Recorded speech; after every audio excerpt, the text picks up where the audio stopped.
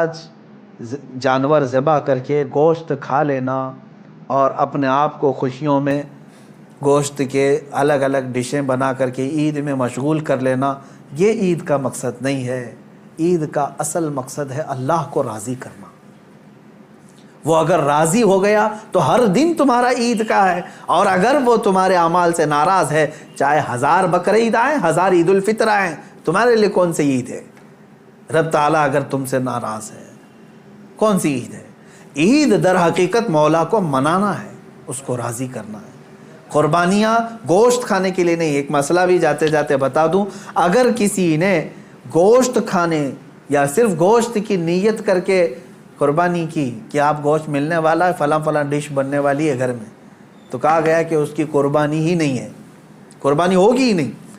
جس نے گوشت ملے گا اس کو میں بیچوں گا، اتنا کماؤں گا، جس نے بھی یہ نیت کی اس کی قربانی ہوگی ہی نہیں، ہوگی ہی نہیں۔ فرمایا گیا تقرب اللہ کی نیت ہونی چاہیے، میں قربانی کر رہا ہوں صرف اللہ کی رضا کے لیے، نیت یہ ہو، اور پھر گوشت کھانے میں مل گیا تو یہ اللہ کا انعام ہے۔ گوشت تو کھانا ہی ہے، ملتا ہی ہے آپ کو، لیکن نیت پہلے گوشت کھانے کی نہیں ہے، اللہ کو راضی کرنے کی ہے۔ رب تبارک و تعالی راضی ہو جائے۔ میرے عزیزو، آج کے دن اللہ تبارک و تعالیٰ کی بارگاہ میں خصوصی التجا کریں، دعا کریں، مولا کریم عید الاضحیٰ کی برکت سے یہ لاکھوں جو قربانیاں ہیں ان کو قبول فرمائے، اور ان قربانیوں کی برکت سے مولا تعالیٰ ہم سب پر مسجدیں، عیدگاہیں اور ہماری عبادت گاہیں کشادہ فرمائے۔ بقرعید میں ویسے تو تفصیلی جو واقعہ ہے وہ یوں ہے، اس کا میں اجمال بتا کر کے اپنا میسج دینا چاہتا ہوں۔ سیدنا ابراہیم خلیل اللہ علیہ الصلاۃ والتسلیم اللہ تعالیٰ کے ایک نبی ہیں، برگزیدہ پیغمبر، ایسے جلیل القدر نبی کہ انبیاء کرام علیہ السلام 1,24,000 کم و بیش نبیوں میں حضور اکرم صلی اللہ تعالیٰ علیہ وسلم کے بعد جو سب سے بڑا مرتبہ ہے وہ حضرت ابراہیم علیہ السلام کا ہے۔ حضور صلی اللہ علیہ وسلم کے بعد جو سب سے بڑا مقام ہے وہ حضرت ابراہیم علیہ السلام کا۔ سیدنا ابراہیم علیہ الصلاۃ والتسلیم کی اولاد نہیں تھی، آپ نے تقریباً 90 سال عمر پائی اس وقت تک، بلکہ آپ کی عمر اس سے بھی زیادہ ہوئی۔ جب آپ کی عمر پاک 90 سال تک ہوئی تب تک کوئی اولاد نہیں تھی۔ آپ کی زوجہ ایک حضرت سارہ ہیں اور دوسری حضرت ہاجرہ ہیں۔ پھر روایات یہ بتاتی ہیں کہ 100 سال کی عمر ہو گئی، لیکن حضرت ابراہیم علیہ السلام نے دعا کرنا نہیں چھوڑا تھا۔ یہاں سے یہ پتہ چلتا ہے کہ بندہ مایوس نہ ہو۔ ویسے تو 70 سال 80 سال مرد کے ہو جائیں تو وہ اپنی اولاد ہونے سے مایوس ہو جاتا ہے کہ اب میری عمر نہیں رہ گئی، لیکن وہ خلاق کائنات جسے چاہے عطا کرے۔ جب وہ حضرت مریم کو شوہر کے بغیر ان کو بیٹا دے سکتا ہے، اور حضرت صالح علیہ السلام کی پتھر سے اونٹنی پیدا کر سکتا ہے، تو وہ پھر مولا تعالیٰ 90 سال کیا 100 سال کے بعد بھی چاہے تو اولاد عطا کر سکتا ہے۔ دعا کرنا ترک نہ کریں۔ حضرت ابراہیم علیہ السلام کی دعا قرآن پاک میں موجود ہے، آپ یہی دعا کرتے تھے، رب ہب لی من الصالحین، اے اللہ مجھے صالح اولاد عطا فرما، صالحین میں سے مجھے نسل عطا فرما۔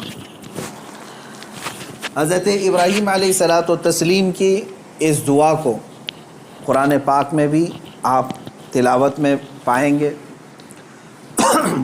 حضرت ابراہیم علیہ الصلاۃ والتسلیم کی اس دعا کو اللہ تبارک و تعالیٰ نے قبول فرمایا، اور پھر اللہ تعالیٰ نے ارشاد فرمایا کہ ہم تمہیں ایک بیٹا عطا کرتے ہیں۔ وہ کیسے معاملات ہوئے یہ بھی دیکھیے۔ حضرت ہاجرہ حضرت ابراہیم علیہ السلام کی اہلیہ، وہ گھر میں موجود ہیں، کچھ فرشتے آئے ہیں، اور فرشتوں نے آ کر کے بشارت دی کہ اللہ تبارک و تعالیٰ تمہیں بیٹے سے نوازنے والا ہے۔ تو وہ کہنے لگی کہ میں اتنی بوڑھی ہو گئی ہوں، ان کی خود کی عمر 90 سال کے اوپر کی تھی، کہا اتنی بوڑھی ہو گئی ہوں، کیا مجھے بچہ ہو سکتا ہے؟ فرشتوں نے کہا ہاں، اللہ تبارک و تعالیٰ جو غالب حکمت والا ہے وہ چاہے تو ہو سکتا ہے۔ تو پھر اللہ تبارک و تعالیٰ نے یہ بشارت دی، اور بڑھاپے میں حضرت ابراہیم علیہ السلام کو بیٹے کی بشارت سے نوازا، اور اس کے بعد حضرت اسماعیل علیہ السلام کی ولادت ہوئی۔ چند دنوں کے بعد، چند سالوں کے بعد حضرت سارہ سے حضرت ابراہیم علیہ السلام کو دوسرے بیٹے بھی ہوئے، حضرت اسحاق علیہ السلام، یعنی اسی عمر میں۔ اور یہ وہ لوگ ہیں، یہ دو بیٹے ایسی عمر میں ہوئے۔ اب یہاں بتاتا ہوں میں آپ کو صبر کا اور استقامت کا پھل کتنا عظیم ہوتا ہے۔ 100 سال تک ابراہیم علیہ السلام صبر کرتے رہے اولاد کو، اور اس کے بعد اللہ نے اولاد دیا، دو بیٹے دیے، ایک اسماعیل علیہ السلام اور دوسرے اسحاق علیہ السلام۔ ان دونوں نبیوں کے بارے میں اگر میں آپ کو بتاؤں، اسحاق علیہ السلام وہ نبی ہیں، حضرت ابراہیم علیہ السلام کے وہ بیٹے ہیں جن کو اللہ نے نبی بھی بنایا، اور ان کی نسل میں 30,000 سے زیادہ نبی پیدا کیے تقریباً۔ بنی اسرائیل پوری نسل جو ہے وہ اسحاق علیہ السلام کی نسل ہے۔ اسحاق علیہ السلام کے بیٹے یعقوب علیہ السلام، یعقوب علیہ السلام کے بیٹے یوسف علیہ السلام، یہاں سے پوری بنی اسرائیل چلی، اس میں ہزاروں نبی آئے۔ ابراہیم علیہ السلام کو ایک بیٹے اسحاق علیہ السلام کی نسل میں سارے نبی عطا کیے، اور دوسرا بیٹا جو اسماعیل علیہ السلام عطا کیے، ان کی نسل میں تو سید الانبیاء حضور صلی اللہ علیہ وسلم آتا ہے، محمد الرسول اللہ صلی اللہ علیہ وسلم علیہ افضل التحیت و اکمل التسلیمات۔ تو یہ حضرت ابراہیم علیہ السلام کی دعا کا نتیجہ تھا، اور صبر اور استقامت کا۔ آج جو مجھے پیغام دینا تھا وہ یہی ہے، میں نے آیت کریمہ بھی خطبے میں یہی پڑھی۔ بے شک وہ لوگ جنہوں نے یہ کہا اللہ ہمارا رب ہے، ان الذین قالوا ربنا اللہ، بے شک وہ لوگ جنہوں نے کہا اللہ ہمارا رب ہے، ثم استقاموا، پھر اس پر جم گئے، یہ ہے استقامت۔ استقامت کہتے ہیں ڈٹے رہنا، جمے رہنا۔ اب اس کے متعلق جو قرآن کہتا ہے تتنزل علیہم الملائکہ، ان پر اللہ تعالیٰ فرشتے اتارتا ہے۔ کیا کہتے ہوئے آتے ہیں فرشتے؟ اللہ تخافوا ولا تحزنوا، گھبراؤ مت، ڈرو مت، ہم تمہیں وہ بشارت دینے آئے ہیں جس جنت کا اللہ نے تم سے وعدہ کیا ہے۔ تھوڑے دن اور باقی رہو، تھوڑے دن اور جمے رہو، اور ڈٹے رہو۔ یہ استقامت کرتا ہے بندہ، استقامت پر فائز ہوتا ہے تو فرشتے اس کی مدد کے لیے اترتے ہیں۔ ہاں اتنا ہے کہ ہلا دیے جائیں گے، تمہاری خواہشات کے خلاف معاملات آئیں گے، تمہارے نفس کے خلاف معاملات آئیں گے، اسی پر جمے رہنے کا نام استقامت ہے۔ اور استقامت کا معنی اتنا عظیم ہے کہ صوفیہ اکرام نے کیا فرمایا معلوم ہے؟ الاستقامت فوق الکرامت، عربی میں فرمایا استقامت جو ہے یہ کرامت سے بھی بڑھ کر کے ہے۔ لوگ کہتے ہیں نا کرامت، کرامت کا مطلب اکثر لوگوں نے ہی سمجھا کہ وہ انہونی چیز دکھانا، یعنی جو ایسی چیز جو کو دیکھے ہی نہیں پائے، ہوا میں کوئی اڑ کے دکھا رہا ہے، پانی پہ کوئی چل کے دکھا رہا ہے، تو اس کو بہت سارے لوگ کیا سمجھتے ہیں؟ یہی کرامت ہے۔ محیر العقول چیزیں، یعنی جو عقل کو عاجز کر دیں۔ اور فرمایا گیا ان کرامتوں سے سب سے بڑھ کر کے استقامت ہے، یعنی شریعت پر جمے رہنا، ڈٹے رہنا۔ میں اس پر آتا ہوں، حضرت ابراہیم علیہ السلام کے اس واقعے کو میں مختصر کرتا ہوں۔ بیٹا ہوا، 100 سال تک صبر کرنے کے بعد پھر اللہ تبارک و تعالیٰ نے امتحانات ایسے لیے کہ ابراہیم علیہ السلام کو ترک وطن کرنا پڑا ہے، یعنی آپ کا ایک شہر جو ہے بابل تھا، عراق۔ واقعہ تفصیل سے آپ کو پھر کبھی، وہاں آپ کو ہجرت کرنا پڑا، وہاں سے وطن چھوڑ دیا آپ نے، آپ کو جان کی بازی بھی لگانی پڑی، آگ میں آپ کو ڈالا گیا ہے، جان کے ساتھ بھی آپ کا امتحان ہوا، اس میں بھی آپ استقامت پر تھے۔